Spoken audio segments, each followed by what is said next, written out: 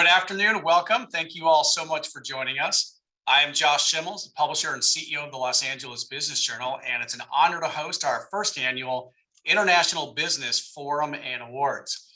Let me tell you how today's program is going to break down. We have a lot of great content, so we want to get right into it. We're going to kick things off with a relatively brief but informative 30-minute panel of international business leaders. We're going to discuss important issues such as how companies grow internationally, when it's the right time to expand, what markets your company should invest in based on your industry and trends, and how to best finance any expansion overseas. Immediately following the panel, we'll move into our awards portion of the program, where we'll introduce you to some of the very best companies right here in Los Angeles who are doing it right. I want to thank our two diamond sponsors for helping us create this event from day one. They've truly invested in helping to create a forum for discussion and recognition. So first off, thank you so much to HSBC. Representing HSBC today is Paul Weeks, Market Head Corporate Banking for LA, Ventura, and Santa Barbara. Paul, welcome. Thank you, Josh. It's truly a pleasure to be part of this event. We had a great session with the nominees a couple of weeks ago. It's been incredible to see the variety of the nominees and learn about a number of new organizations. Thank you to all the nominees for all you do in our community and for promoting international business. Just a little about me and the bank. I manage the corporate banking team here, focused on internationally minded companies headquartered in LA County. You may be able to tell I'm not from around here. I previously worked for the bank in London and New York, but certainly here to stay in SoCal. I manage a team of relationship managers focused on internationally minded companies. They're from all industries, ranging from emerging growth companies to well-established large corporates. And just a little about the bank, we're one of the largest banks in the world. Our balance sheet is almost 3 trillion in size. We're headquartered in London. We have boots on the ground in over 60 countries around the world. The bank was founded in 1865 in Hong Kong to finance trade with Shanghai, but we're now a truly global organization and we've been here for around 20 years. We're also incredibly passionate about sustainability and the sustainability agenda and the world's transition to net zero. And we have a number of innovative products and I've won a number of awards in that space. So now as an international bank, we are a very diverse organization, but today I'm afraid you're only going to meet fellow Brits. And I assure you, the Brits are not the only people here on the West Coast, but I'd love to introduce you now to my colleague, David Freeman. Yeah, thanks very much, Paul, and good afternoon, everyone. David Freeman from HSBC Bank. Yes, I am another Brit. But I've been in LA over 9 years now, so I consider myself an Angelino at this point. So I'm the market lead for international subsidiary banking in Southern California, and my team covers the subsidiary relationships of foreign parent companies in the region. And it's great to see some of the companies that I know on the call today, and I wish all the finalists the best of luck. And I'll hand over to my colleague, fellow Brit, Matthew Douglas. Thank you, David. Hello, everyone, and thank you to the LA Business Journal for such a wonderful event. My name is Matthew Douglas. I'm with the International Business Banking Development Team here in Los Angeles, looking after companies with revenues of between 5 and 100 million US dollars, and I help my clients globally with their banking needs. As a Brit, but I've been with the bank 20 years, and in California for now 16 years. Josh, over to you. Well, thank you so much. And I want to thank the entire HSBC team for really helping us kick this event off. I also want to thank our second diamond sponsor, RSM. Representing RSM today is Atul Sapra. He's the Principal International Tax Services. Atul, welcome. Thanks for being here. Atul, you're still on mute.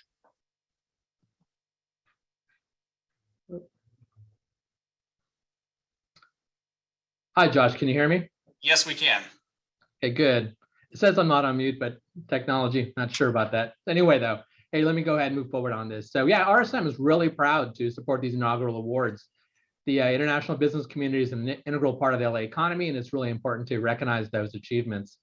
For those not familiar with RSM, we're a 100-year-old professional services firm. We have a very important public accounting component, audit and tax services, and a very significant consulting practice. includes what you imagine, financial and risk advisory services, as well as technology and management consulting services. I'm always surprised, with this organization of all the various activities that we're involved in. I'm in the US. We're headquartered in Chicago with 12,000 people across the US and about 90 offices. Internationally in London with 120 countries with 48,000 people. I like to tell people with what I do for a living, which is cross-border tax services. I am talking to someone, somewhere in some time zone among our firms. It's truly a global organization. Thank you, Josh. And thank you so much. We appreciate that. I also want to thank our many gold sponsors. First, 4D Marketing and Business Solutions Firm, HireCloud, InvestCloud, Prager Meta CPAs, RSG Group North America, and the Vertical Collective. And then lastly, I'd like to show my appreciation for our community partner, World Trade Center Los Angeles. Thank you all so much. It's been an honor to work with you, and we appreciate you recognize the importance of this program. All right, it's time to meet our panelists.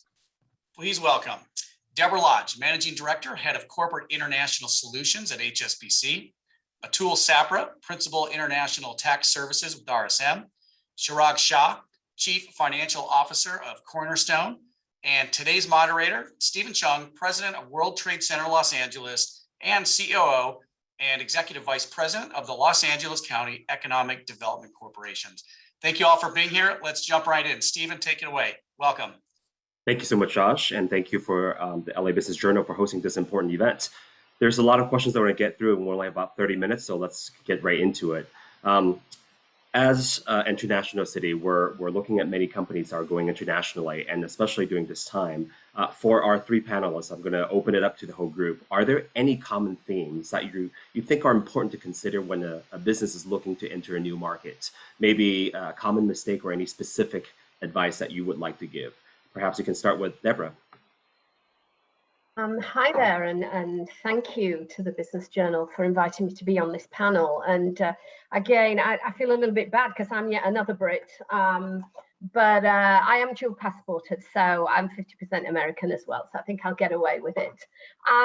Look, as part of my responsibility in a division called Corporate International Solutions, we are dealing with clients like the ones at the event today that are looking to go international or already international, but we deal in the more difficult countries. So the Chinas, the Saudis, the Indias, the Vietnams, the Philippines. And I think one thing that I do see is sometimes if people are looking to go into a new country, they underestimate the regulatory nuances. And I'm not going to go into any of those, but believe me, what you need to do in China is very different to what you have to have in the Philippines or what you should consider in Vietnam. So I think people really need to take good advice up front of the nuances that they need to think of regulatory wise, so that they can at least get their business started internationally. That's a great point, Deborah. Knowing the various issues that we have here locally, I can only imagine what it's like internationally for the various countries. Atul, how about you? What advices would you have for our audience members? Yeah, so I mean, do you see me on video, Stephen? Yes, I do. Okay, good, just checking. Once you've done your market research, you've determined there's demand for your product, you looked at your competition. I still find people hesitating to go into foreign markets, and I think often they don't realize there's more than one way to kind of crack the nut. I mean, there's the joint venture opportunity, there's setting up your own location, with a type of corporation, but also there's licensing. One can simply license your know-how to that jurisdiction, and if you're really not comfortable, start off with exporting. Frankly, I have a number of clients that use a mixed model depending on the jurisdiction, and that's the point. You can do it many different ways. Thank you for that. And I think especially with partners like RSM, HSBC, and Cornerstone, you guys have international representation all over the world to be able to help give those advice. So great to know that there are different options, JB setting up licenses and different things of that. Moving to Chirag, any specific advice that you would have? Yeah, I mean, I would, probably start out with asking yourself a couple of questions, right? Number one, do you really understand the market that you're looking to go into and its similarities and differences vis-a-vis other markets you've been successful in? And number two, are you ready to spend the time and the money that you need to properly localize your go-to-market and your products for that particular market? I think some companies think they can just plant a flag in a new market and be successful at doing whatever they've done successfully in other markets. And the reality is that every market is a little bit different or a lot different, and having an appreciation for those differences and being thoughtful about which markets you extend your business into is really important. I would also say, one of the things that we've dealt with a lot at Cornerstone is that timing is really important. Timing out when you decide to go into different international markets can really impact how successful you are in those markets. Some may be ready for your product now, and others may be less mature and take longer to develop the level of demand to justify an investment into them. So, timing out when you want to go into international markets is a critical component of being successful globally. I love that, Chirag. I think a lot of the times when we at the World Trade Center help international companies come to LA, they take what's successful in their own country and they just apply it to LA, thinking that LA it's just one single market. A lot of people don't even know there are 80 different cities in Los Angeles, and that your market approach to Beverly Hills might be very different than what you do over in Pomona. And so to go to another country, definitely to have that specific approach. Switching to another question. Deborah, does currency matter? Should we always pay and receive in US dollars, or should we consider alternatives? This is something that I could talk about probably for an hour, given that a lot of my background is in foreign exchange. But I think the first thing I want to say is the US dollar always has been and will continue to be for a long time, the international currency. And it's what a lot of people are used to and they are comfortable with. So I think you've always got to operate within your comfort zone. But I think as you get a little bit more mature or you have a comfortable feeling with dealing with different currencies, I think you should at least take a look at what your options are. And I'm just going to give you one quick example, China. And China has the Chinese renminbi. And I had a look at the market this morning, and the market's trading at around 6.39 to the US dollars. So 6 renminbi 39 to the US dollars. But if you look back at July 2020, it was trading at 7 to the US dollar. So you might say to me, okay, well, what difference is that to me? I'm using the US dollar, it doesn't matter. Well, actually, it does matter, because what you will find is now it's trading at 6.39. If you're buying goods from China, your supplier is going to get less renminbi for the dollars you paid him, and hence you will be paying for that. You will be paying for that 10% difference. Now, again, from experience, if it does flip back to 7, I will tell you the Chinese suppliers are probably some of the smartest in the world, and they will not be offering up front any type of discount because the exchange rate has gone in their favor. So there's two things here. You've got to be comfortable with dealing in other currencies and looking after the risk yourself. But if you are prepared to do that, there are definitely savings to be on the table and you can protect yourselves. And that's where banks come in, because they're the experts and they can advise you how you can protect yourself as well. So I would say yes, currency does matter, but you have to be comfortable in your approach. Got it. But I can imagine how complex it can be, especially when you're operating in multiple countries. So thank goodness for services that the banks and financial institutions are able to provide. What about location? So are there any particular geographies that seems promising to you as we're looking in the future? I think coming out of COVID, a lot of the companies here are hungry for international markets. Are there any particular geographies that you're seeing that's most attractive right now? Yeah, just once you've kind of done your market research, the most natural place, I guess two things here. One, if you're starting off and trying to go into foreign markets, Canada, our friends to the north, very easy. It's been done. That's kind of a nice starter market. But otherwise, I'm kind of bullish about Asia. I think so many of our clients coming through here in the Pacific Ring, I cannot explain the number of people coming and ask me about India and China. It's quite amazing. Initially, people thought of China as a place where you get your manufacturing done, but now it's a market, an important market, probably a very complicated market. India too, I'm actually part of our India business group, our India desk here at RSM.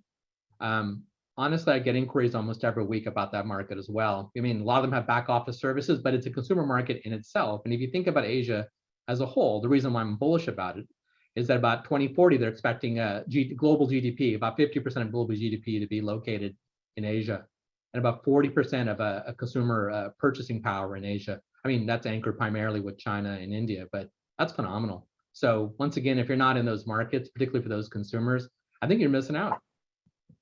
We're going to go into a bit more detail about what you're talking about, specifically China and especially ASEAN. prior to COVID, I think we've been watching very carefully the transformation that's there. So we'll get back to it a little bit. So hold that thought for a little bit. But Chirag, I want to ask you another question that you were mentioning earlier about timing. How should we think about international markets, and where should we go to first versus later? Or should we go now? Should we go later? And what market should we go? Should we enter? Yeah, I mean, generally the approach that Cornerstone has always followed is that, we like to go into the markets that are the most similar to our core markets first. Generally, if you do that, the buyer personas that you interact with will be relatively consistent with what you're used to. And the localization investments you need to make will be lighter than what they would be otherwise. And it's a good way to sort of get yourself ready to expand internationally, right? Because it allows you to get your feet wet in markets that you can probably figure out relatively easily, and then expand into more, quote unquote, advanced international market opportunities as you achieve success in some of those early opportunities that you pursue. So, we started off in Europe and sort of built a pretty big business in EMEA, and then we expanded into APJ and Latin America after that. And that, I think is sort of aligned with what I just said, which is that the complexity of the European market relative to what we were used to in the US was not as significant as what we faced in APJ and Latin America. And, by the way, I think the other reason why we decided to hold off on APJ and Latin America ties back to one of the comments that I made earlier, which is that the maturity of the European market was closer to the US market also. So there was an appetite to buy our products in Europe much sooner than there was in, Asia Pacific and Latin America. So that's how we approach it, and that's how I generally recommend companies do it, because it just allows you to, like I said, get your feet wet, get comfortable with being international business, understand the nuances of doing business outside of the US, and then sort of slowly expand into more sophisticated markets over time. Got it. Speaking of sophisticated markets, I think here in Los Angeles, we've been eyeing China for quite a while. And during the Trump administration, we've been seeing a lot of complexity. Then here in the Biden administration as well, it's not getting any easier. So Deborah, can you talk a little bit about how you see the U.S.-China relationship shaping up in the future? What should we expect in terms of ease of doing business with China? Such a great question. And thank goodness I've only got about 90 seconds to answer it. Look, I think but the Biden administration is still trying to recover from the relationship the China-US relationship with the Trump administration. So it's certainly not back on the straight and narrow, but a couple of significant things have happened. And I think one of the first ones is Vice Premier Liu spoke with Janet Yellen only yesterday, who is our US Treasury Secretary, to try and get on a better footing and speak about tariffs. And both of them agreed that there has to be a way forward, and both sides are going to have to concede somewhat in some areas. So I think definitely it's a good sign that China came to the table, but there is going to have to be some give and take, as we expect on both sides when it comes to tariffs and actually when it comes to purchasing goods from the USA. And not the other way around. I think the other interesting thing is Biden obviously has a huge climate change agenda, and Kerry has already advised him for him to be able to deliver on that agenda. The US-China relationship has to be better. China has to buy into this, into the climate change, and want to work with the USA as well. So I think that's a big indicator. I think one worrying thing for everybody is Taiwan. And I know there has been a little bit of rhetoric, and China did bite a little bit of late when, US was commenting on Taiwan, and then it should be part of the United Nations, and something like that is really going to rattle how China sees their relationship with the USA. So I think out of everything, that Taiwan piece is probably the one that we should all be worried about. So politics aside, if we look at business, this has not stopped US companies investing into China. And in fact, last year, the FDI was higher than it's ever been previously. So it just goes to show, again, comments that I think Atul made about the size of the population and the markets that companies are looking at that are going to be attractive to them. So we do still have some shaky politics there. Taiwan could become an issue, but the investment from US companies hasn't stopped.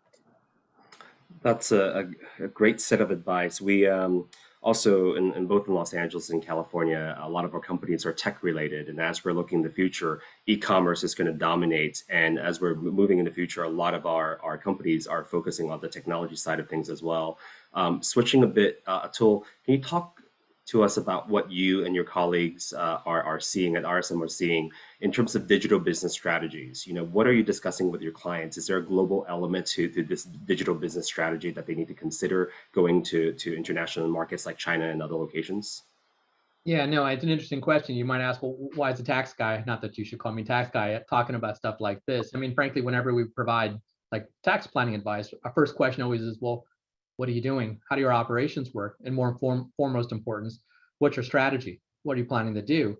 And inevitably, what's been very interesting for the last couple of years, kind of accelerated by COVID and supply chain issues and all these other labor concerns, is that clients are implementing technology. And and we talk about digital business technology or digital innovation or digital transformations. It's the implementation of technology. I mean, just the other day, I was talking with a colleague of mine where we have a client that's implementing an ERP system on a 15-country basis using all of our RSM firms. They are quite looking internally at operations, so we can do this better, and indirectly telling their employees, hey, we can make your life better, which of course, as you know, with workplace shortages or workplace issues, it's great to have those people on board and saying we're doing things to make things better. We also have clients saying, look, we've been too dependent on retail, sort of landscape retail that we have at stores. We want to have a better e-commerce strategy. These things go across borders. We're seeing ourselves interacting increasingly with our RSMI firms to implement ERP systems, supply chain issues, e-commerce related items. But yeah, it's global. It's natural to be global at this point in time. Going back a little bit as well, Chirag, you're mentioning that there are different ways of entering a market. And as Atul was talking about the digital strategy moving forward, there are a lot of different markets to do. How should companies and businesses think about it? Do you recommend companies going into a new country like Vietnam or Singapore or Switzerland by themselves? Do you prefer that they partner with other folks via joint ventures? Or how should they approach this? What is the best approach as they're entering new markets? Yeah, I mean, it's a really good question. You know, it really depends on the market, right? I mean, if it's a market that's similar to the US, such as the UK, you may not need a partner because you can figure out how to be successful on your own. If it's a market that's markedly different or one that carries higher risk, having a partner working with you is likely going to add a lot of value and help you avoid pitfalls that you might otherwise face. So, when Cornerstone, as we're now considering expanding our business in Japan and China, we don't understand those markets very well. And we also, are aware that there's some risks with doing business in those markets that are unique to those markets. And there's also investments we have to make that are unique to those markets. And so we have elected to explore joint venture opportunities to sort of figure out how we can partner with someone who understands those markets well and mitigate some of the risk and again, pitfalls that we would otherwise face. So it sort of depends on the market. I mean, obviously there is an economic consideration to think about when you make those decisions to partner up with a partner, right? You've got to give something to them to help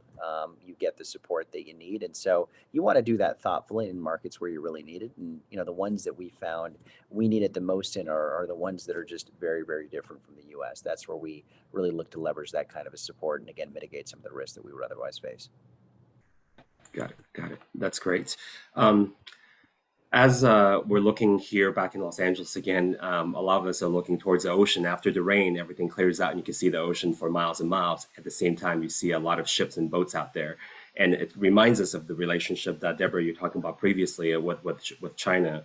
And prior to COVID, a lot of folks were talking about nearshoring, everything like that already, as we're looking at international market, again, especially focused on China. Can you talk a little bit to us about the term made in China for China or China plus one? There are all these terms that are coming up that are relating to China investment strategies that are there. Can you explain to us a little bit what exactly do those terms and phrases mean? Yeah, of course I can. I would love to. If you look at China historically, I'll start with the made in China for China. If you look at China historically, it was an export economy. It manufactured low value goods, the t-shirts, the shoes, etc., etc. And that has just, it's radically changed because it's now mostly driven by internal consumption. So what we've seen a definite switch in strategy from our US companies that are manufacturing there. Whilst historically, probably they would export most of the goods that they manufactured in China. Now, a big part of the strategy is we want to be able to sell within China. So it's part of their strategy is we are going to make in China for China. All of our strategy is not going to be export driven anymore. And there's more and more companies that are setting up manufacturing hubs in China, believe it or not. I know everybody's saying people are leaving China, but the more advanced manufacturing, we're not seeing the lower value clothing items, shoes, furniture, etc. So that takes me on to the next buzz phrase, which is China plus one. And this has actually nothing to do with the logistics problems we're having at the moment.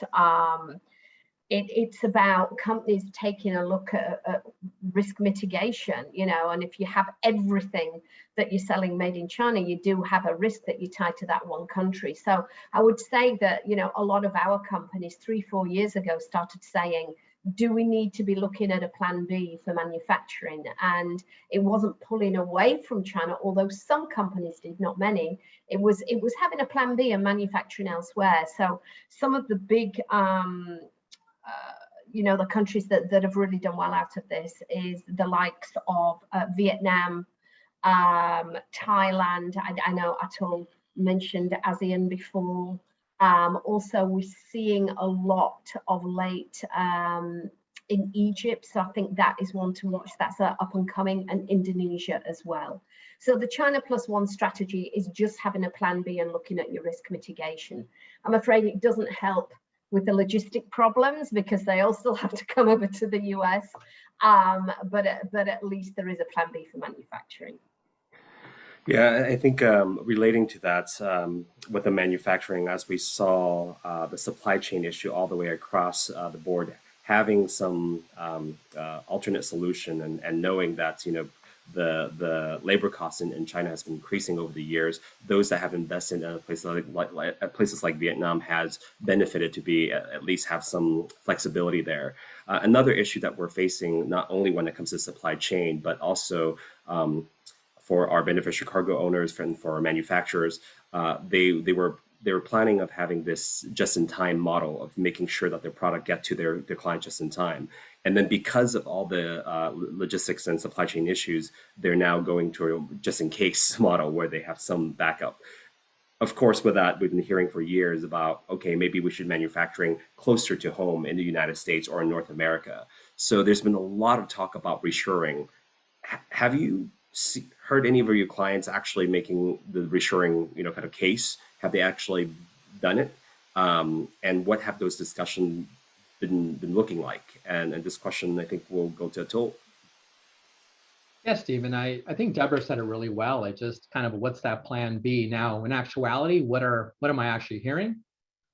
They're not removing operations. They're not saying no more China. I mean, if you think about it, they have leases, they have significant capital expenditures, they have suppliers they work with. There's a whole set of relationships. These supply chains are very sticky. I've heard the word used, you know, and that's we're not seeing a lot of that in spite of all of the talk last year. What we are seeing is a plan B that Deborah referenced, you know, in other parts of Asia. I think Mexico's popped up quite a bit as well, from what we're hearing from a lot of clients. But I mean, I think there's this inertia, there's cost issues. I think a lot of companies also just, I mean, the way to think of their metrics and their profitability. I mean, you start changing these things, you start upending kind of how they think about their company in terms of what's anticipated in profits. It creates uncertainty. And I think a lot of people in the C-suite and, you know, just are comfortable the way the things they are, and they're putting a lot of band-aids on things. But I think, I mean, since the pandemic, since the tariff wars, labor shortages, I think you're going to see a lot more people being aggressive in this space and looking at nearshoring and doing stuff here in the US. if anything, the rising wages abroad is going to be a big driver, I think. Got it. Got it. And as we're looking at investments, how important are investments in localization as you position your business in the international markets? And this question will go to Chirag. Yeah, I mean, I think they're incredibly important. You don't want to feel like a U.S. company that's just parachuting into an international market to pick up a few bucks, right? You want to demonstrate your understanding of the market and the needs of your buyers, and you even may need to localize your product in some cases. I mean, as an example, at Cornerstone, not having our product in Japanese would probably make it a little bit difficult for us to sell to a Japanese audience, right? So you have to really understand exactly what you need to do to create a story about whatever your value proposition is that resonates with the audience that you're selling to. And frankly, it's no different than how we do business in the U.S., right? I mean, we have different buyer personas that we sell to, and we have different stories or different positioning tracks for each one of those buyer personas. Well, when you're selling in international markets, you have to think about buyer personas in the same way and understand the differences between one versus another, and align how you position your product to ensure that it resonates with that buyer. One of the reasons that Cornerstone wasn't successful in extending its international footprint early on was because we didn't adequately invest in localization, and our prospective clients noticed it. I mean, they saw that we were this U.S. business that was just trying to pick up whatever revenue we could in the UK or in France, and that didn't go over very well. So if you're going to go in international markets, do it right and make sure you invest properly in localization. So over the last 25 minutes or so, we've gone through a lot of different scenarios, and we're running out of time right now. And I wanted to do a quick lightning round right now. Last words of wisdom for the audience members. Each one of you, any final thoughts on business expanding into international markets? Any specific tips or tricks they should consider in light of all the changes that have happened over the last year? We'll do a reverse order. Chirag, back to you. Yeah, I mean, I would just say, focus and gradually expand your international footprint as it makes sense to. International markets can be really, really exciting, but they can also be a lot of work. And so you want to make sure that you're not trying to tackle too many opportunities at the same time. Slowly progress from one to the next. As you do that, you'll learn, you'll get better at it each time, and you'll be more successful, hopefully, as you continue to expand your footprint globally. Thank you, Chirag. Atul? I mean, simply, if I had to cut to it, I'd say, look, it can be done. For those of you who have not gone abroad, it is possible. It is doable. Like Chirag said, don't bite it all up at one time. Do your research, take a look at stuff, look at adjacent markets, Canada, for example. And for those of you who are abroad, no matter what you're doing, if you're happy with the operation, not happy with the operations, it's something you can make those changes to make it successful. I've heard so many turnaround stories from clients as well that, anyway, it's exciting, it's doable. The last word, Deborah. Oh, this is nice to give me the last word. Look, I think what I would say is the world is an exciting place. We're always getting these new up and coming corridors and new consumers and companies wanting to go into different markets. The Middle East, for example, is starting to rise up on my agenda. But what I would say is, we're in the US, and sometimes we're on a 12, 13, 14 different hour time zone, and even more for you guys. So wherever you decide to go into, make sure that you've got someone on the ground, a good bank, an advisor, etc. Obviously, I work for a bank, so I'd say bank, that is here in your time zone, that can advise you on the ground when you need an answer there and then, on part of a business you're setting up, or you're looking to set up a business. So it's important you have someone here on the ground and someone on the ground in the respective country. Great. Thank you, Deborah. Well, what I heard in the last 30 minutes is that the opportunities are out there for our companies here, especially in the Los Angeles and California region, to expand around the world. But there are a lot of complexities and a lot of issues that we need to be very careful about. And you need to do your homework. You need to do your market research. And there are a lot of support system ready for you to tap into, whether it's HSBC, whether it's RSM, whether it's Cornerstone, and whether it's the World Trade Center Los Angeles. If you can connect you with all these great partners, please take advantage of these advices before you go into any market, because it can be complex. And as we're looking at recovery from the COVID-19 pandemic, I think there's a lot of great opportunities, both here locally and internationally. And again, I just want to thank the LA Business Journal for hosting this conversation so that we can share some thoughts and ideas. And as we're looking at recovery, hopefully everybody will be able to recover quickly and be able to do a lot of great business internationally as well. With that, I want to thank our panelists, Deborah, Atul, and Chirag again, and pass it back to Josh. Thank you so much, Stephen. We really appreciate all four of you taking the time and sharing your perspectives. It's been a very interesting and absolutely a very timely conversation. Stephen, I know that you're also getting ready to host the Select LA Investment Summit. We're looking forward to hearing from your experts. You've got quite a lineup, so we wish you the best and thank you again for moderating. All right, it is officially time now to move into the celebration portion of the program and for us to honor each of you.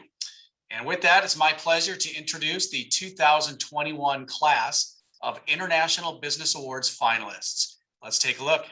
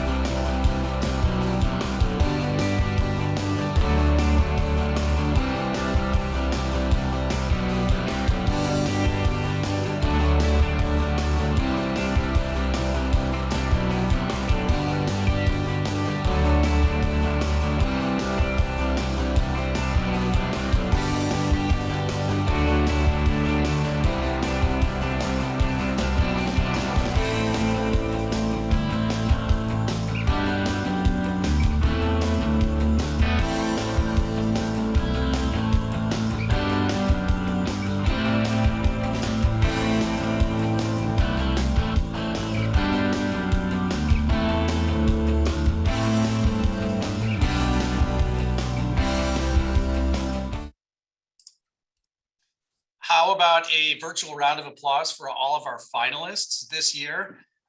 Just outstanding. I can tell you, I truly enjoyed reading about all the work that everybody's been doing.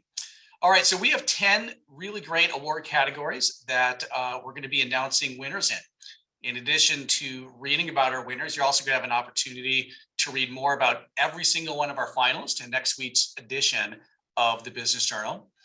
To announce our awards, please welcome back Atul Sapra and Paul Weeks. Atul, our first award goes to you to announce. Welcome back. Hey, thanks. Thanks, Josh. I mean, that was a very full panel there. I mean, could have talked for hours probably, but thank you. Yeah, our first honoree for International Advocate of the Year is Sidley Austin. The LA law firm of Sidley Austin has a significant international presence in Europe and Asia. And representing them here today is partner Josh Hoppheimer. Josh, would you like to say a few words? Thanks, Atul. Much appreciated. I assume you can hear me, yes? Yeah, I can hear you. Great. Thank you to LA Business Journal and all of the people there who worked so hard putting this together, and thanks for a great panel. I was very interested in the things that you all were saying, and especially what you mentioned, Atul, about a good way to sort of get in initially is through licensing potentially, or partnering, or exporting product into international markets. That's a lot of what I do at Sidley, is in life sciences and agribusiness and food, helping companies do business globally, whether it's investing and bringing products into China, or increasingly in Asia and Europe, or increasingly with development bringing products from Asia, South Korea, especially on the life sciences side, and certain China markets into other parts of the Europe or European global community. So yeah, Sidley's offices, we're about 22 offices globally, 2,000 attorneys, and we've been in Asia, in the Asia Pacific region for over 35 years now. So we've got strong boots on the ground and have done deals across all different industries, from, as I said, life sciences to media, tech, and traditional and sort of old school markets, including finance. Thanks, Josh. Question for you though. I mean, is there a particular question you get on a regular basis or something that just pops up on such frequency that it's worth sharing with us? Well, in my world, because I deal a lot with intellectual property, you still get the sort of age-old question when you're dealing with China. How do I protect my IP? Is there a real problem there? Do I have to really be worried about that? And I think, you have to, on some levels, there may always be some sort of leakage in international markets.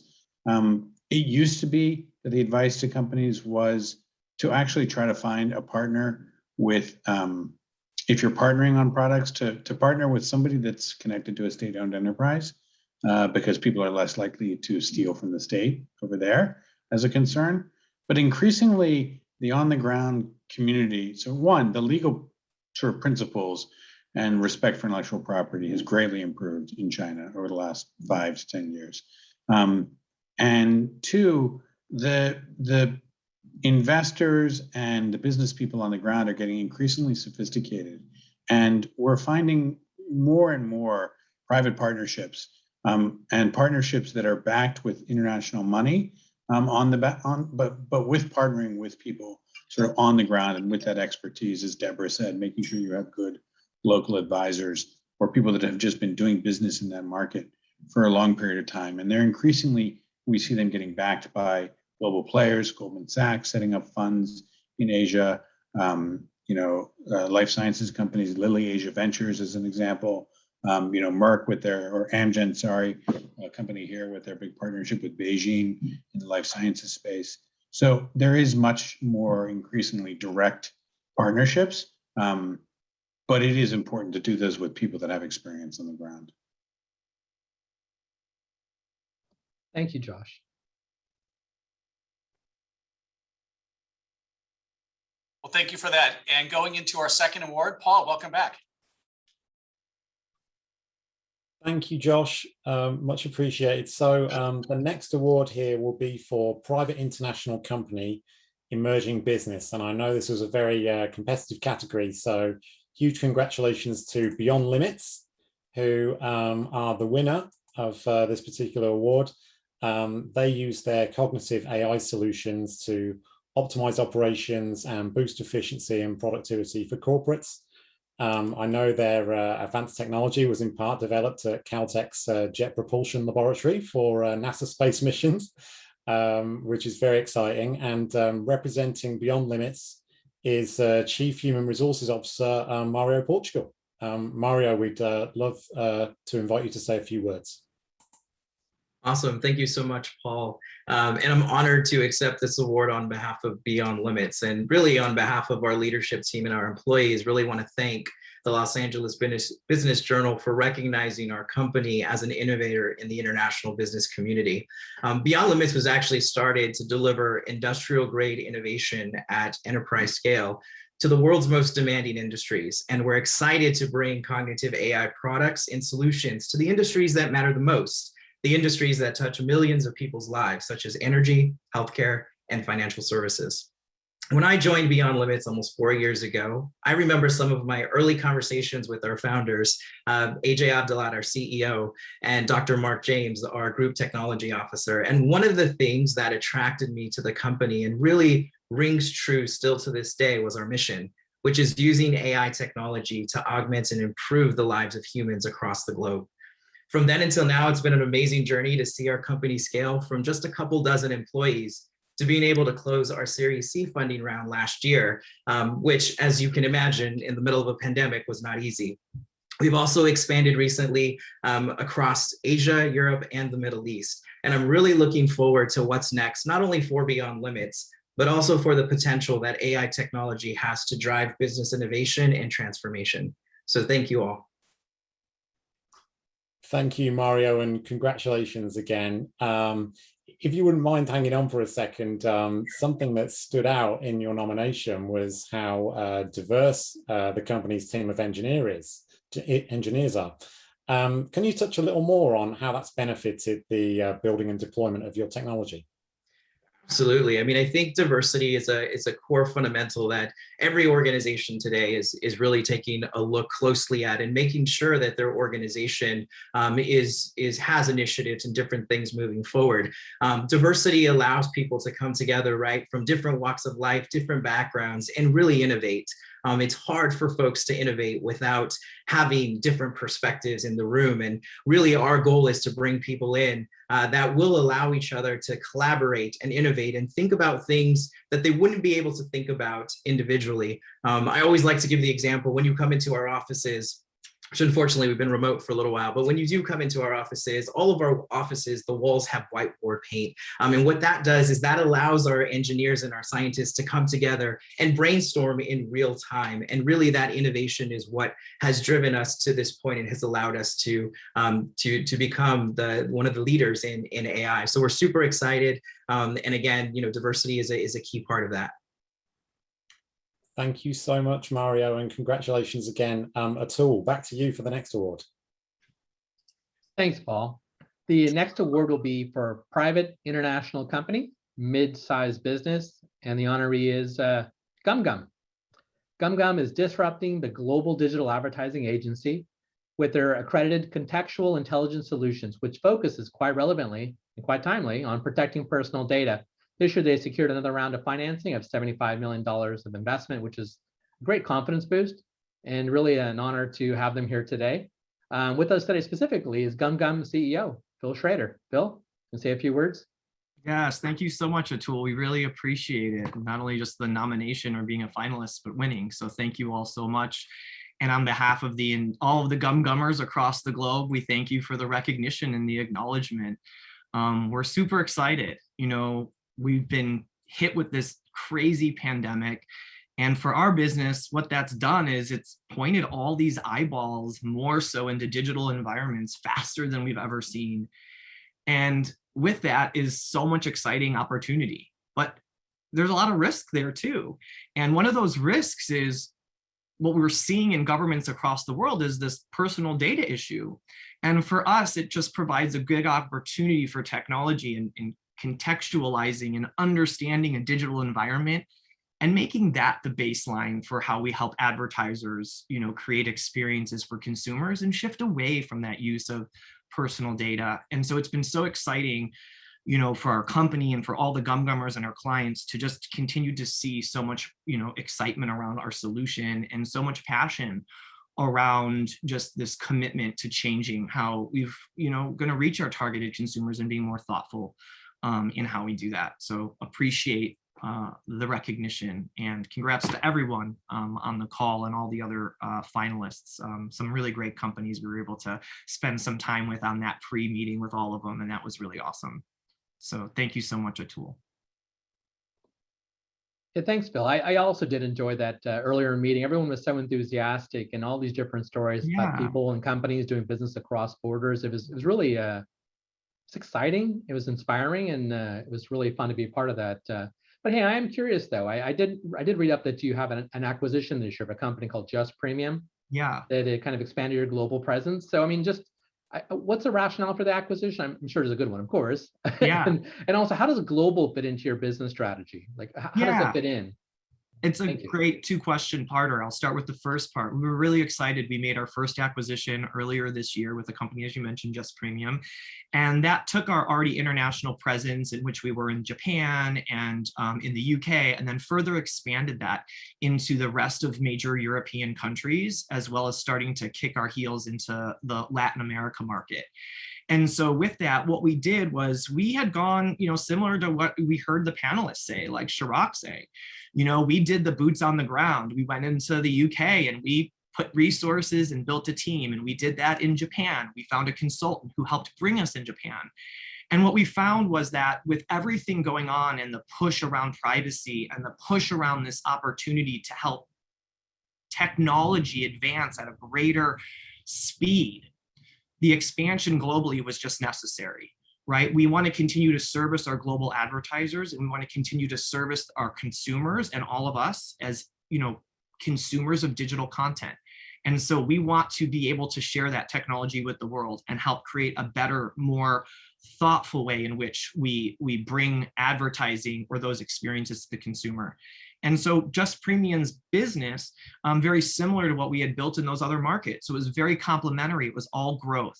And another key point was they bring so much localized support to those markets. That was something you all touched on the panel, and something we've learned in some cases the hard way, that really understanding the local needs of the market and what they need is so different, and respecting their culture is so different. And it's just such a priority, especially now. What we find is that the American way of working is a fear for some countries that we're going to put that on them, and really helping to understand how you can be successful and be thoughtful and respect their culture and drive business is, I think, what every company should aspire to when they're looking to expand globally. And I will say this, without being too, visionary here, we're working on technology right now, and our machine learning capabilities and supervised machine learning technology around understanding digital environments is all based on training. And if we're going to be training AI solutions to understand content, guess what? We need to understand how all of us as society communicate, how we all create content. And we need to make sure all of those voices and all of way that is represented, that these models are trained, so that we are bringing forward truly a representation of who we are as a human society across the globe. And we're not creating these models or these learnings or these technologies that only speak to one specific voice. And that's really important that we expand this globally and continue to do that. So we're really excited about that. Thanks, Bill. I mean, I can't think of a company with a mission where localization isn't so important. I mean, localization is key to what you do. There's no way you would succeed in those foreign markets without really thinking about who your customers are. So thank you so much. Let alone the language, the text, all of that. It's everything. So absolutely. Yeah. Thank you so much, Atul. Appreciate it. Thanks, Bill. Appreciate it too. Paul, back to you. Thank you, Atul, and great to see you, Phil. The next award will be for Private International Company Enterprise Size Business, and the honoree is Scopely.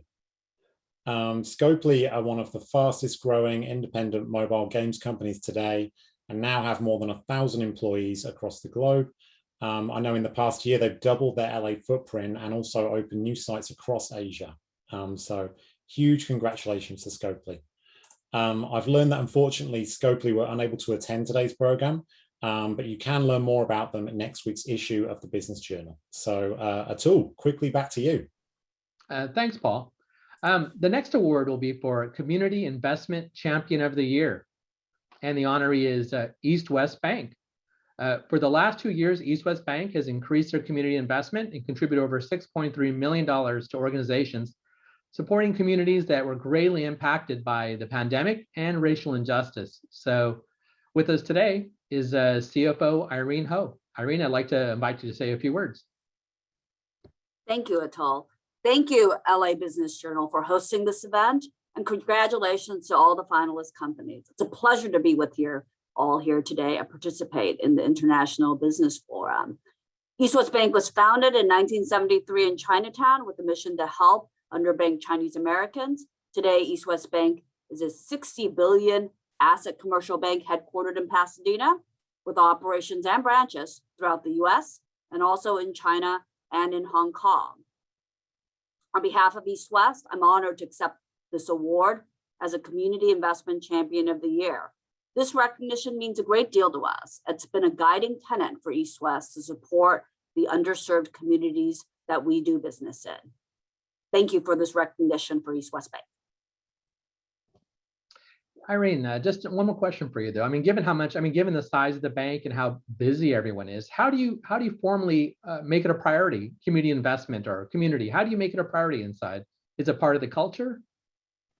Yeah, that's a great question, Atul. I think I go back to our founding, helping to serve underbanked Chinese Americans. I think for us, looking at the communities that we're in, it's very important that East West Bank, our employees, focus on helping to address the pressing issues for the communities we operate in. And we try to make sure that there are events and sponsorships that we provide that really are team building exercises for our employees and also so that they understand how important it is. So for example, East West will participate as a sponsor in the United Way Walk United LA event next month. It's something that East West has been a part of for a long time. I myself will be joining, not as a runner, but as a walker. Get some new walking shoes, Irene. Get ready for that. So, hey, if I had to do it too, I would be walking as well. So thanks.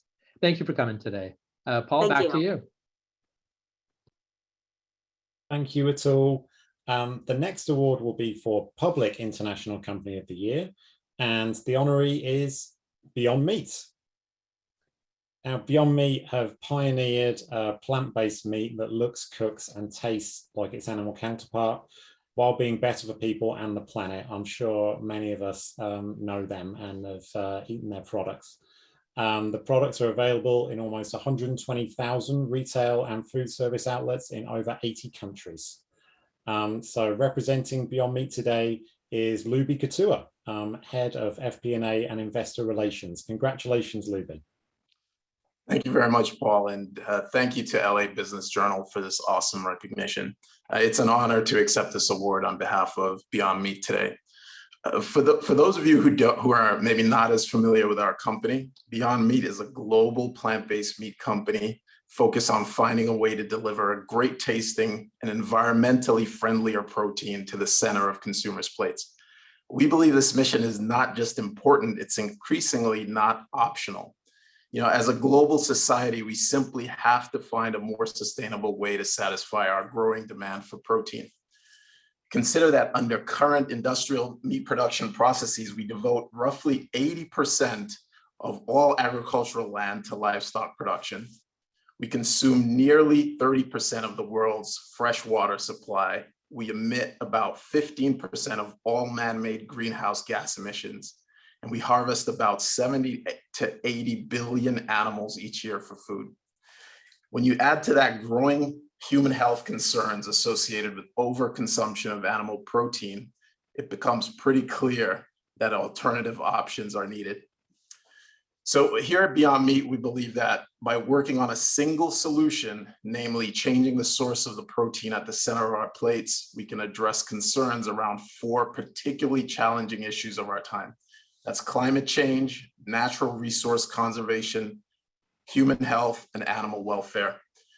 So a 2018 life cycle analysis, which we conducted in collaboration with the University of Michigan, indicated that relative to a standard 80-20 beef burger, production of our flagship Beyond Burger uses 99% less water, 93% less land, produces 90% fewer greenhouse gas emissions, and consumes 46% less energy overall.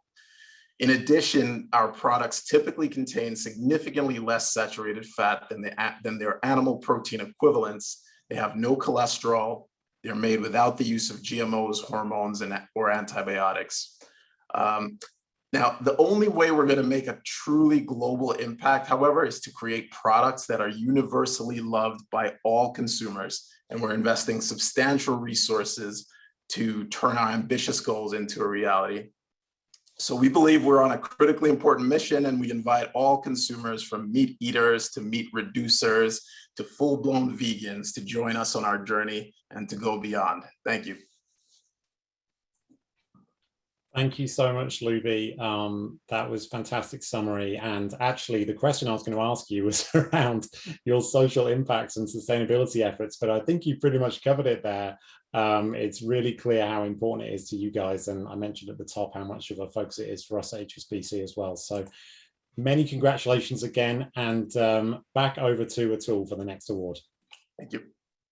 Yeah, Paul, it really strikes me how relevant so many of these winners are. With digital privacy, the climate, disparities, racial disparities. This could easily be an ESG event, but no, it's great. It's wonderful seeing everyone so much being relevant with timely addressing concerns for all of us. The next award will be the Global Trade Leader of the Year. The honoree is Trade Connect at the Port of Los Angeles. Trade Connect is the Port of LA's award-winning educational trade outreach program, connecting U.S. businesses with overseas trade opportunities, particularly exports. Representing the port is Maricela Carballo. Maricela? Thank you. Thank you, Audrey. We are particularly humbled receiving the Global Trade Leader of the Year award, and we are very honored to be recognized for our efforts to help small and medium-sized businesses expand into the global market. There is still a great deal of untapped potential for growing the Southern California export market. It has been Trade Connect's mission to do whatever we can to encourage manufacturers and other sectors to capitalize on these important international market opportunities. I am proud to represent the Port of Los Angeles, and I am grateful that I am supported by the executive leadership team and the Board of Harbor Commissioners to do the work that I have been doing. We have a small and mighty team that I would also like to recognize: Charmaine Martin, Abigail Flores, Lee Smith, and our predecessors that came before us. Recently, I was given the task to rebrand our Trade Connect program, and we did just that. We rebranded with a new Trade Connect logo. We also redesigned our website to be more user-friendly. We pivoted into a new direction to adjust to the times, and we took our seminars virtually, providing a new web series of export education seminars. It is truly an honor to be among the caliber of the other honorees also being recognized today. Wishing you all my congratulations. Again, thank you to the Los Angeles Business Journal for this recognition. Thank you, and for the Port of Los Angeles for providing the Trade Connect program to the business community. Marcella, you remind me just how important it is not to go alone, whether you're working with a business advisor, a law firm, accounting firm, bank, or so forth. There are great resources like yourself that can really assist. I mean, just maybe could you help us understand who are your target, who are you assisting, I guess, and how can they find out more about you? Absolutely, thank you. So we target the small and medium-sized businesses to expand into the global market. These are the businesses that are not exporting. They're only doing business here domestically. And there is an untapped resource in the export market for these businesses to grow. So we're looking at the small and medium-sized businesses, and we're giving them the resources to learn how to export. And folks can reach us at our website. You can visit www.Port of Los Angeles. Then hit Trade Connect, and you'll be connected to our website. And from there, you can find the resources and also my phone number and email. So, and also to our team, so you can reach out and tap to us, and we can connect you to the resources that are needed for your businesses to expand. Great. Thank you, Maricela. And once again, congratulations to you. Thank you. Paul, back to you. Thanks, Atul, and congratulations, Maricela. The next award will be for International Subsidiary of the Year. And for our inaugural event, the honoree is RSG Group, North America. Their future-oriented portfolio comprises of nearly 20 innovative brands, which spans across gyms, sports nutrition, lifestyle offerings, and digital services, touching on every aspect of the lives of their more than 6.4 million customers. They are the global leader of the fitness industry. And with us today is Chief Operations Officer, Colin Thomas. Colin, welcome. We'd love for you to say a few words from the comfort of your couch there. Thank you. I'm very comfortable. Thank you, Paul. And thank you to the LA Business Journal. I mean, we were honored to be nominated for an award. So, and I know that I speak on behalf of the great RSG team to say that we're incredibly proud to have won International Subsidiary of the Year for the inaugural award. So thank you. Thank you for the nomination, and we're incredibly proud.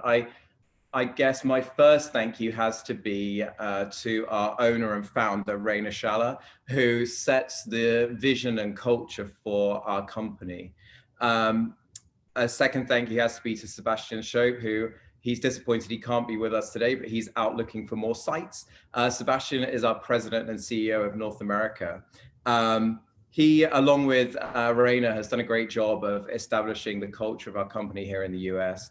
And we started out as one of my colleagues would describe, a scrappy little team here in LA from our headquarters in Berlin, with our initial project being creating a concept fitness club here in Los Angeles, which has now been released as HiMat. So coming early in 2022, you will hear more about HiMat, which will be opening on the corner of Romaine and La Brea. Second to HiMat, we took one of our fitness concepts from the proven successful brands from Europe, which is John Reed Fitness. And if it hadn't been for COVID, it would have opened a bit earlier. But in March, we opened our first John Reed here in the US, in downtown Los Angeles, which, as you mentioned, we are the global leader in fitness. But up until a year ago, we were still proud to say that we were Europe's #1. But just over a year ago, we acquired Gold's Gym, which suddenly pushed us from one gym opening and a scrappy little team here in the US to having 61 Gold's Gyms as well as our franchise business. So we grew very quickly, overnight almost. So RSG, just to give you a little glimpse into who we are, we have around 6.5 million members at our gyms and digital solutions across the world. We have over 1,000 gyms, clubs, and studios, and we employ around 40,000 employees globally. We have a few, as you mentioned, 20 brands. We operate in 48 countries and lots more to come. So look out for us as we continue to diversify our business, and look out for us because you will hear more from RSG Group. So thanks again. Thank you, Colin. It really is amazing to learn about how quickly you guys have grown and how huge you are globally. You mentioned Sebastian's out looking for sites as we speak, and I'm very excited to see the HiMAT concept. Can you share a little more with us on your expansion plans here in the US and particularly in LA over the next few years? I can tell you we have, we're constantly looking for more sites and looking at which brands we will continue to grow. But as I touched on, Gold's Gym, HiMAT, and John Reed are all key brands that we expect to grow across the US, primarily centered around California and Texas, which is where we do the majority of our business. The other great news is that we will finally have a permanent home with plenty of couches and comfortable seating here in LA. We have our support center in Dallas, which came with the Gold's Gym acquisition. And one of the great things we're doing is closing the gap between RSG and Gold's Gym, and really joining the dots and becoming one US organization, or North America, I should say. But we will have our new headquarters here in Los Angeles, a permanent office space from next year. So without giving away too much, they're the 3 brands that primarily will focus on expansion in the US. With I think we have 18 projects bubbling away at the moment. So lots to come. Thank you so much, Colin. Really exciting times for RSG. Congratulations again. And thank you for setting the model of how to accept an award sat on a sofa. Appreciate it. Atul, back over to you. Well, I was thinking of getting a sofa for my office too. I was really inspired by that. So no, it's good. We're all working in different places. It's very exciting. So anyway, the next award is the second to last one. We have 2 more to go. This one, I mean, all the honorees, I'm grateful to all of them for everything they're doing. But it's a particular award, the RSM International Technology Company of the Year Award. Part of the motivation for RSM behind this is just so many of our client base is international in nature and technology based, frankly, but that LA often doesn't get the recognition it deserves for being a tech center. And so we really wanted to put that up front and center for people and thinking about it and recognizing those companies that operate in the international space and that are technology at their core. The honoree this year for the inaugural awards is InvestCloud. InvestCloud is headquartered in Los Angeles, and quite simply, they're seeking to disrupt the financial industry with a single cloud-based platform supporting a library of digital financial apps.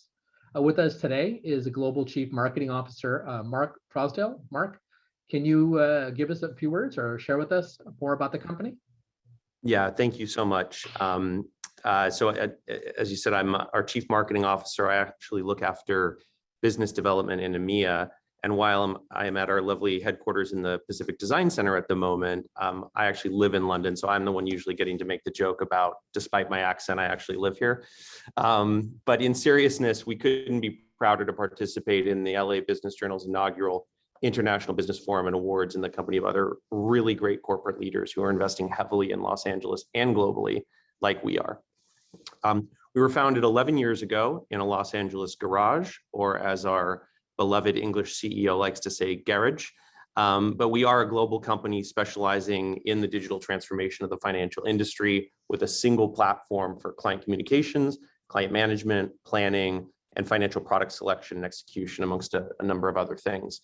Los Angeles has been a perfect headquarters for InvestCloud, both as a jumping off point to invest in global trade and tech and innovation. And I would wholeheartedly agree, it doesn't get the credit it deserves. You know, Silicon Beach is full of stellar talent interested in moving technology forward, but equally, there's this value of the proximity of the creative industries that abound here.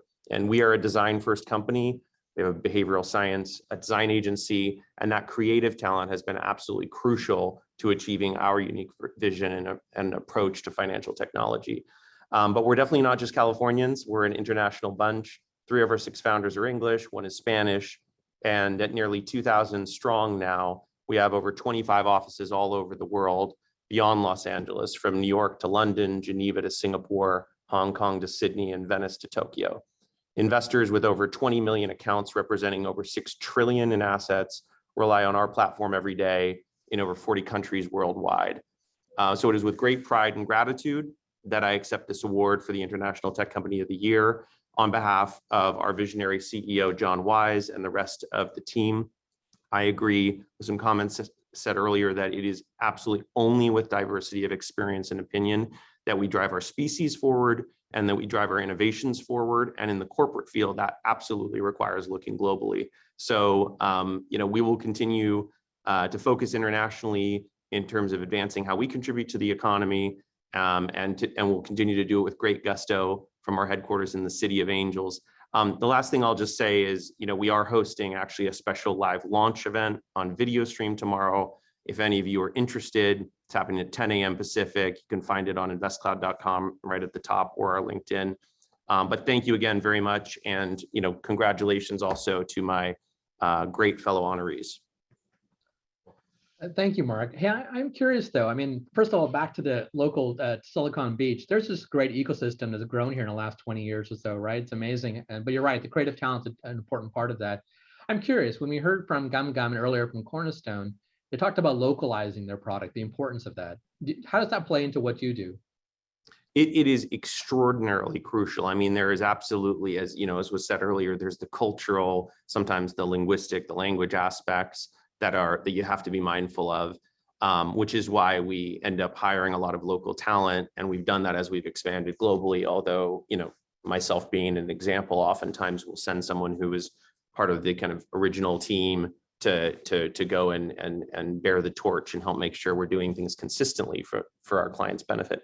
But also in our particular field, we're offering technology that is, the basis for prospecting, wealth clients. A lot of our clients are in wealth, bringing them on board, assessing their suitability and risk. And those things have to be done in a regulatorily sound fashion. So it's not just the cultural fit, it's also ensuring that we keep folks on the right side of, applicable law and regulations.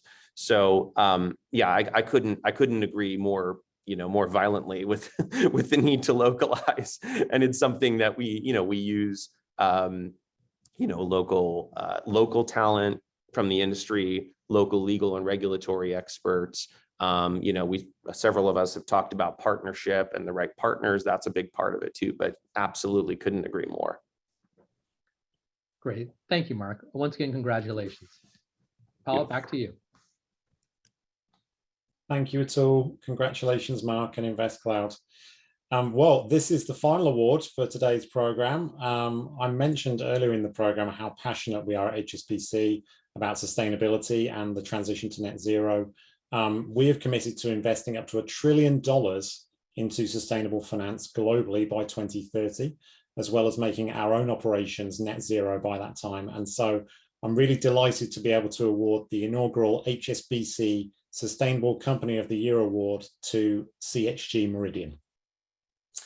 CHG launched a green financing solution that has been introduced in 27 countries and will enable companies to make carbon neutral IT investments by offsetting the carbon emissions that are generated during production, transportation, use, and end of lease of IT assets. So with us today is their Vice President, Simon Harson. I'd love to invite you to say a few words. Yeah, thank you very much, Paul. Well, thank you for this award. We're very, very honored to be part of this group. Yeah, we as an organization, just as you mentioned it, Paul, just as HSBC, have been pushing ourselves very hard on our global sustainability goals. We're actually on track this year to become a carbon neutral business already. And over the last years, we've also sat down with our clients and looked at the options, how we can support them with their sustainability goals. And one of the solutions that came out was the carbon zero IT leasing. So we do lease IT infrastructure completely carbon zero. So that is helping a lot of the global clients we work with on an international level to get a little closer to their carbon zero, to becoming a carbon zero business. So that is very exciting for us, and that's a solution that has been growing a lot over the last couple of months and last couple of years, especially. Maybe a couple of words to CHG Meridian. CHG Meridian is a German-based company with our US headquarters here in Los Angeles, California. So we're very, very happy and proud to be part of this group, part of the Los Angeles business community. We dedicate ourselves to IT technology, equipment leasing, and material handling equipment leasing, where we support our clients in 28 countries all over the world. Yeah, so again, very, very proud and happy to be part of this group. Thank you so much, Simon, and congratulations again. I think it was a very competitive category. I think what really stood out to me in the nomination was your broader ESG strategy. It's not just about sustainability. For example, I noticed that you have an important goal for the company of building diversity in management positions. And I'd love for you to just elaborate a little more on the broader ESG strategy and what some of the important goals are for the company. Yeah, absolutely. So there's a global team working through different continents on that strategy. So, for example, we set ourselves the goal by 2025 to have at least 30% of our high-level management to be women. And then we as a leasing company receive a lot of the used assets, a lot of the used IT assets back from our clients. And actually, as of today, we are refurbishing and recycling more than 95% of those assets and bringing those into a secondary market, into an emerging market where the financial resources might not be there to purchase new IT equipment. So all those initiatives are part of that global strategy, that broader strategy that we have set ourselves. And it is a very ambitious strategy, and we're very committed to follow that through over the next couple of years. Thank you so much, Simon. No, it's great to hear that. I'm sure everyone on the call is delighted to learn more about that. Josh, I think that's it for the awards. I just wanted to say it's been an honor to be able to present some of them today. Thank you for having me, and back to you. Yeah, thanks, Paul. Thanks, Atul. How about a virtual round of applause for all of our finalists, all of our honorees today? What an impressive group. It was so nice to be able to hear from each of you, get to put a little bit more of a face with the company name, learn about some of your strategies. I want to remind each of you that you're able to read more about our international business leaders in Monday's print edition and the digital version of the LA Business Journal. Each of you will be highlighted and featured in there. Additionally, there is going to be a recorded version of this program available on labusinessjournal.com. So if it's something you'd like to share with clients who couldn't be here, or staff, family, friends, we'd love for you to do so. A huge congratulations to our entire international business community for all that you do. I want to thank all of our participating sponsors for making this happen. and we look forward to hosting you next year, hopefully in person. Until then, thank you all so much and stay safe. Have a good one.